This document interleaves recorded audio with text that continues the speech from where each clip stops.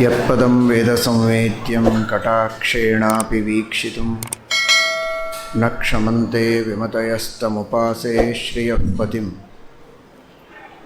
ಮಯಿ ಸ್ಥಿತೋ ಮದಂಗೇಷು ಸ್ವತಂತ್ರೋ ವ್ಯಾಪ್ತವಾನ್ ಹರಿಃ ಸ ವಿಷ್ಣುಶ್ಚಾಸ್ವತಂತ್ರಂ ಮಾಂ ಸ್ವೇಚ್ಛಯಾ ವರ್ತಯತ್ಯಜಃ ಸ್ವಾತ್ಮನಸ್ತಸ್ಯ ಪೂಜಾಸ್ಯುಃ ಮನೋವಾಕ್ಕಾಯವೃತ್ತಯಃ ಮಮೈತಾಃ ಇತಿ ಕರ್ತಾರಂ ಉದ್ದೇಶ್ಯಂಚ ಹರಿಂ ಸ್ಮರೇತ್.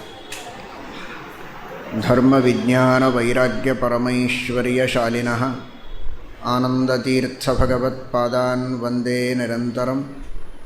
ಆನಂದತೀರ್ಥೋಪದಿಷ್ಟೋ ನಿಧಿರ್ನಾರಾಯಣಃ ಕ್ವಯಃ ಪ್ರದರ್ಶಿತೋ ಯೇನ ಸಮ್ಯಕ್ ಜಯತೀರ್ಥಂ ತಮಾಶ್ರಯೇ.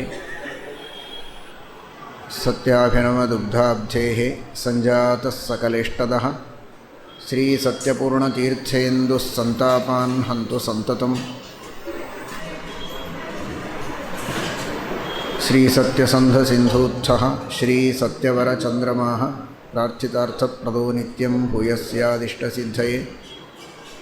ಸತ್ಯಾಭಿಜ್ಞಕರಾಬ್ಜೋತ್ಥಾನ್ ಪಂಚಾಶದ್ವರ್ಷಪೂಜಕಾನ್ ಸತ್ಯಪ್ರಮೋದತೀರ್ಥಾರ್ಯಾನ್ ನೌಮಿನ್ಯಾಯಸುಧಾರತಾನ್.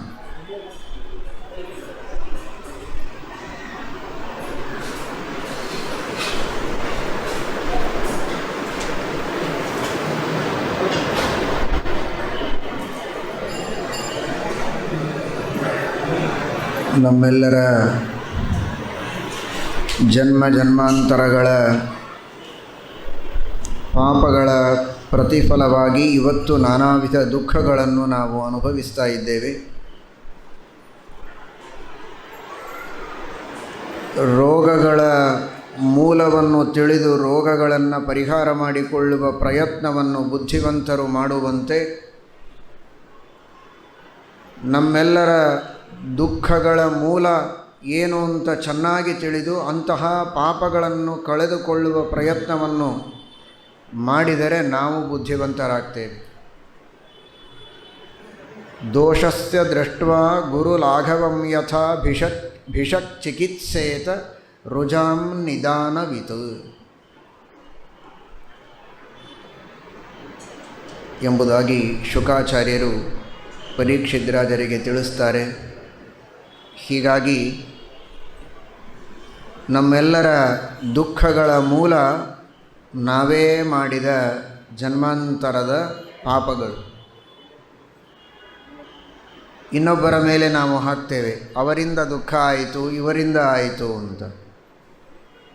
ಸುಖಸ್ಯ ದುಃಖಸ್ಯ ನ ಕೋಪಿ ದಾತ ಪರೋ ದದಾತೀತಿ ಕುಬುದ್ಧಿರೇಷ ಅಹಂ ಕರೋಮೀತಿ ವೃಥಾಭಿಮಾನಃ ಸ್ವಕರ್ಮ ಸೂತ್ರಗ್ರಥಿತೋ ಹಿ ಲೋಕಃ.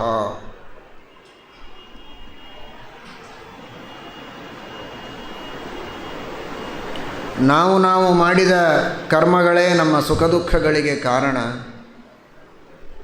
ಹಾಗಾಗಿ ಮಾಡಿದ ಪಾಪಗಳನ್ನು ಕಳೆದುಕೊಳ್ಳುವ ಪ್ರಾಯಶ್ಚಿತ್ತವನ್ನು ನಾವು ಮಾಡಬೇಕು.